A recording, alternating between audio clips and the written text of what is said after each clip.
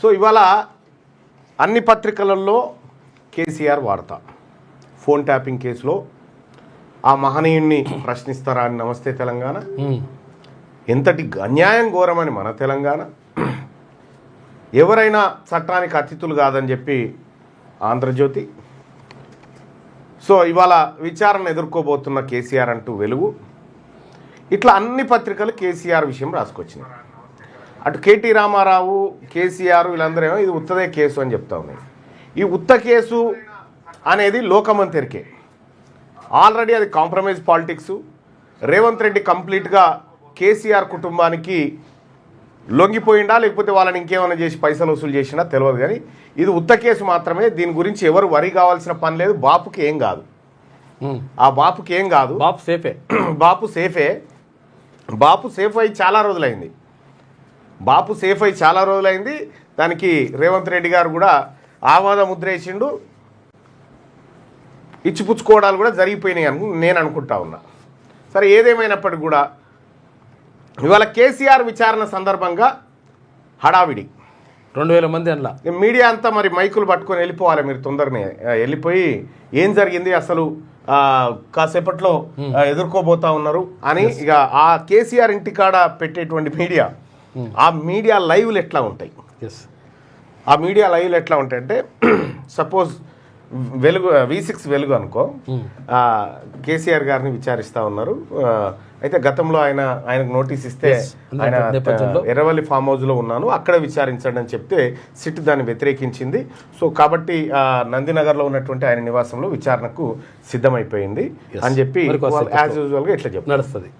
ఇంకా ఆంధ్రజ్యోతి డడ బ్రేకింగ్ వేసేసి సో కేసీఆర్ను చుట్టుముడుతున్నారా, ఇట్లా అనుకున్నట్టుగా జరిగిందా, కేసీఆర్ను చుట్టుముడుతున్నాయా, అసలు ఏం జరుగుతోంది లోపల జరిగేదంతా ఈయన బయట ఫస్టే చెప్తాడు. లోపలికి ఎవరు రాడు ఎవడు చెప్పినోడు కూడా ఉంటాడు. ఇక్కడ స్టార్ట్ చేస్తాడు లోపల ఏమేమి ప్రశ్నలు అడిగిరు ఏం కథ అని. ఇక TV9 ఇంకొక అడుగు ముందుకు వేస్తుంది, ఇంకో అడుగు ముందుకేసి క్వశ్చన్ నెంబర్ 1 ఇదని వేస్తుంది, క్వశ్చన్ నెంబర్ 2 ఇది, క్వశ్చన్ నెంబర్ 3, క్వశ్చన్ నెంబర్ 4 అనేస్తారు.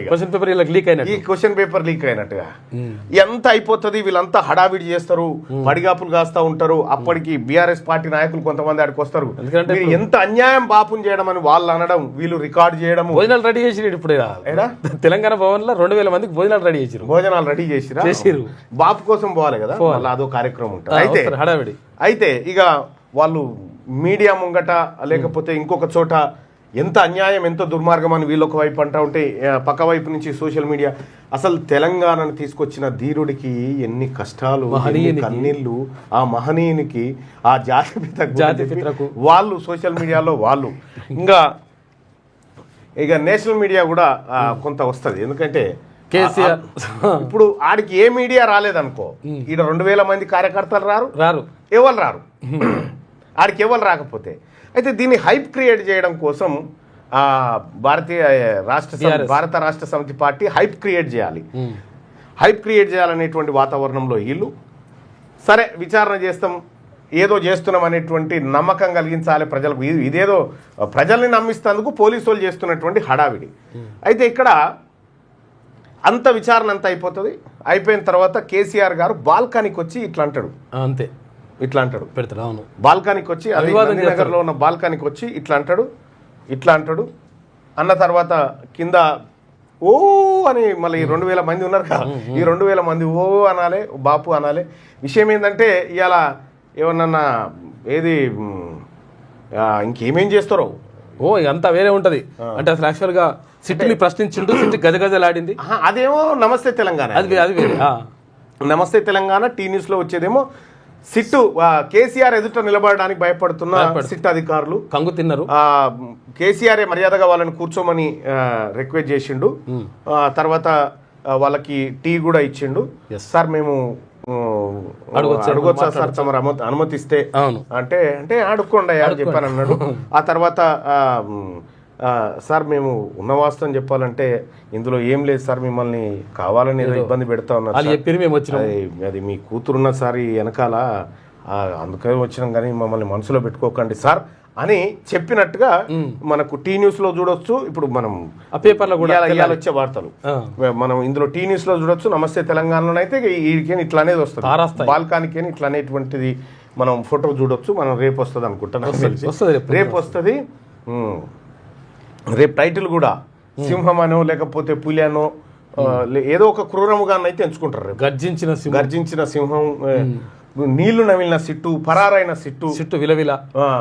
అయితే ఎట్లా అంటే మన అదేం సినిమా, మహేష్ బాబు గారి సినిమా ఉంటుంది, షటర్ లోపలికి పోయినాక తాళం తీసేస్తాడు, తాళం వేసి బయటకు పట్టేస్తాడు. అదేం సినిమా, ఏదో సినిమా ఉంటుంది చూడ, నందినగర్ ఇంట్లో సిట్ అధికారులు అందరూ లోపల రాగానే తాళం వేసి తాళం చేయి బయటికి ఇసిరేసిన కేసీఆర్.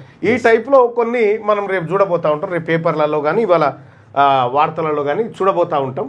సో అవన్నిటిని చూసి మీరు అయ్యో ఏమైపోయిందో అని గబరాన కాకురి, ఎందుకంటే ఈ పత్రికలు మీడియా ఆడావిడి తప్ప ఆడ ఏముండదు లొటపీసు. ఇక ఆయన బయటకు వచ్చిన తర్వాత ప్రెస్ మీట్ ఉంటుంది, ప్రాణాలకు తెగించిన సాగు నోట్లే తలకాయ పెట్టిన సిల్లి దానికి భయపడతానే సిల్లి అని ఈ కేసును అట్టిగా సిల్లిగా తీసుకున్నాను. పొద్దు నుంచి లైవ్ కవరేజ్ ఇచ్చి అడావిడి చేసినాం కదా సార్, ఈ సిల్లి కదా గురించి ఏం మాట్లాడతామా అని ఆయన అంటాడు. ఇక అప్పుడు మన మీడియా సోదరులు కూడా మొత్తానికి కొట్టిపారేసారు కేసీఆర్ అంటారు. రేపు పొద్దుగాల బ్యానర్ వాడతా. ఈ లోపు బీఆర్ఎస్ పార్టీ కార్యకర్త ఏమన్నా టవర్ ఎక్కడా అయింది అనేది ఒక డౌట్ వస్తా ఉంది. టవర్ల దగ్గర కూడా ఎందుకైనా మంచిది కొద్దిగా కావలు పెట్టండి. హరీష్ రావు గారిని కీన్ గా అబ్జర్వ్ చేయండి, ఎందుకంటే ఎవరన్నా ప్రేరేపించినా పరిశ్రమ అటువంటి కొన్ని కార్యక్రమాలు ఉంటాయి, తస్మాత్ జాగ్రత్తగా ఉండండి. అయితే ఇక్కడ మనం అబ్జర్వ్ చేయాల్సినటువంటి మనం ప్రజల యాంగిల్లో ఫోన్ ట్యాపింగ్ చేసింది వాస్తవం. అందులో నేను కూడా బాధితున్నే. కేసీఆర్ ఫోన్ ట్యాపింగ్ చేసిండు, పూర్తిగా ఆధారాలు ఉన్నాయి అక్కడ. ఫోన్ ఇంకా ఆధారాలు కాదు, ఇంకా గమ్మతి విషయం ఏంటంటే తీన్మార్ మల్లన్నగా నేను పోరాటం చేస్తుంటే అప్పుడు కొంతమంది చెంచాగాలను మా దాంట్లోకి తీసుకొని పోయి వాళ్ళతోటి రకరకాల ఏదో చేయాలని ప్రయత్నం చేసిరు కదా, వాళ్ళ ఫోన్లు కూడా ట్యాప్ చేసిరు.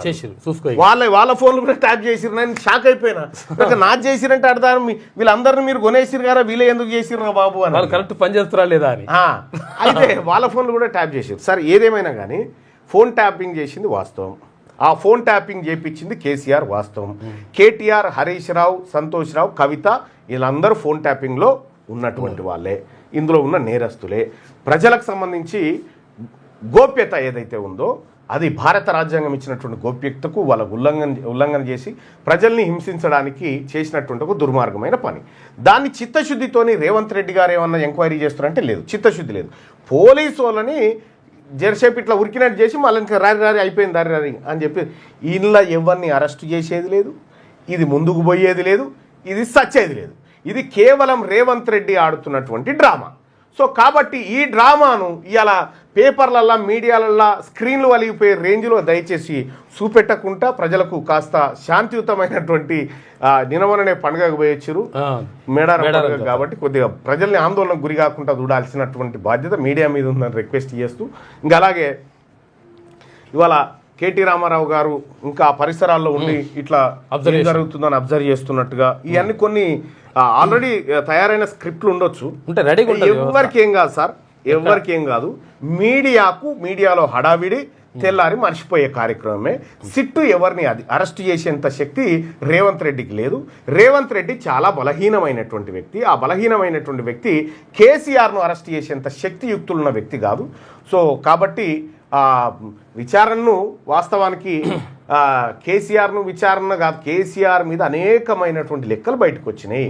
బడ్జెట్లో సభా ఆమోదం లేకుండా తప్పుదారి పట్టించిన అనేకం ఉన్నాయి, చేయాలనుకుంటే అనేకం చేయొచ్చు. తుమ్మల నాగేశ్వరరావు గారు చెప్పారు, తర్వాత అక్కడ పొంగులేటి శ్రీనివాస్ రెడ్డి చెప్పిండు, ఆయన మంత్రివర్గంలో పనిచేసిన వాళ్ళే, సంబంధం లేదని. అయితే విషయం ఏంటంటే కేసీఆర్ను అరెస్ట్ చేయాలనుకుంటే, నిజంగా అతను చేసిన తప్పులకు అరెస్ట్ చేయాలనుకుంటే 2-3 జీవితాలు జైల్లోనే ఉండాలి. కేసీఆర్ ఫ్యామిలీ ఇంక్లూడింగ్ మొత్తం అందరూ 2-3 జీవితాలను జైల్లోనే వేయాల్సి ఉంటుంది, 3-4 జీవిత ఖైదులు వేయాల్సి ఉంటుంది వాళ్ళకు. సో అట్లనే ఉండాల్సి. కానీ ఎప్పుడు కూడా రేవంత్ రెడ్డి ఇప్పుడు చేస్తుండు కదా అనేకమైనటువంటి దందాలు, బిజినెస్లు, అనేకమైన అక్రమ సంపాదన చేస్తుంది కదా, మళ్ళా రేపు పొద్దుగాల ప్రభుత్వాలు మారినప్పుడు మళ్ళీ ఈయనకు దెబ్బ కదా. అందుకే కాంప్రమైజ్ పాలిటిక్స్లో ఉన్నారు. ప్రజలారా మీరెవరు కూడా కంగారు పడకండి. వీళ్ళిద్దరు దొంగల ముఠా ఏదైతే ఉందో ఈ ముఠా పని చేయాల్సింది బీసీ ప్రభుత్వమే. మీరు ఒరిజినల్గా ఈ ఎవడైతే ప్రజల సొమ్ము లూటీ చేసిండో వాడిని మీరు జైల్లో చూడాలంటే 2028 తర్వాత బీసీ ప్రభుత్వం ఏర్పడ్డ తర్వాత బీసీ ముఖ్యమంత్రి అయిన తర్వాత సాధ్యమవుతుంది. మీరు అప్పటిదాకా వెయిట్ చేయరు, అప్పటిదాకా ఏమీ కాదు. ఇదంతా కేవలం కాంప్రమైజ్ పాలిటిక్స్ మాత్రమే, అంతకంటే ఎక్కువేం లేదు.